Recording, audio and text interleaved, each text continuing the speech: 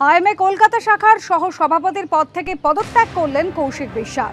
তার পদত্যাগের নেপথ্যে রয়েছে আরজিকর কাণ্ডে আইএমএ কলকাতা শাখার নিষ্ক্রিয়তা, এমনই অভিযোগ করেছেন তিনি।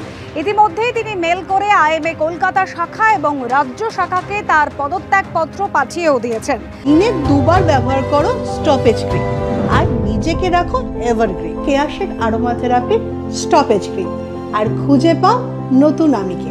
তার বিরুদ্ধেও শতপ্রণোদিত ব্যবস্থা হয়নি যে সন্দীপ ঘোষ আরজিকর মেডিকেলের প্রাক্তন অধ্যক্ষ এবং আইএমএ কলকাতা শাখার সদস্য ছিলেন।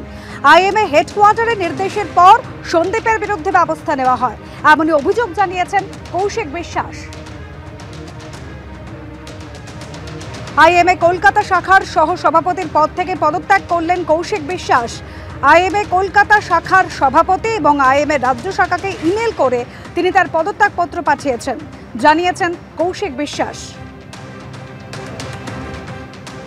আমি আজকে আইএমএ কলকাতার ভাইস প্রেসিডেন্টের পদ থেকে পদত্যাগ করেছি এবং সেই মর্মে আমি একটি চিঠি কলকাতা ব্রাঞ্চের সভাপতি বা সভানেত্রী ওনাকে পাঠিয়ে দিয়েছি এবং আইএমএ স্টেটেরও স্টেট কমিটিকেও আমি চিঠিটা আমাদের সংগঠনের নিয়ম অনুযায়ী পাঠিয়ে দিয়েছি। আরজিকর কাণ্ডের পরিপ্রেক্ষিতে আইএমএ কলকাতা ব্রাঞ্চের ভূমিকাটা খুবই হতাশাজনক ছিল, সেইটা একটা নিশ্চিত করেই কারণ যেটা আমারকে মনে হয়েছে যে আমার আর ঠিক মেনে নিতে পারছিলাম না। গত 1.5 মাসে আরজিকর কাণ্ডে আইএমএ কলকাতা ব্রাঞ্চের সেরকম কোনো অ্যাক্টিভিটি কিন্তু হয়নি।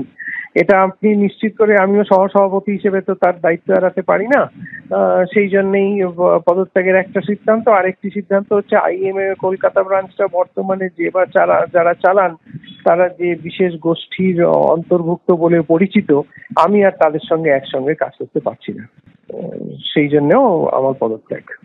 আরজিকর মেডিকেল কলেজের প্রাক্তন অধ্যক্ষও তো আইএমএ ক্যালকাটা ব্রাঞ্চের একজন পদাধিকারী, তাকে কি সেই পদ থেকে সরানো হয়েছে বা সেই বিষয় নিয়ে কোনো মনোমালিন্য হয়েছে?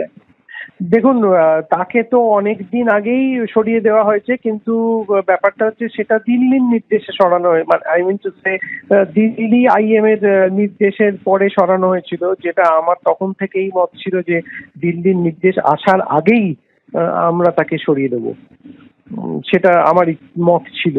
কিন্তু দেখা গেল যে দিল্লির থেকে নির্দেশ আসার পর তাকে সরিয়ে দিতে হলো। এরকম কিছু কারণ আমার এই সিদ্ধান্তের পিছনে কাজ করেছে।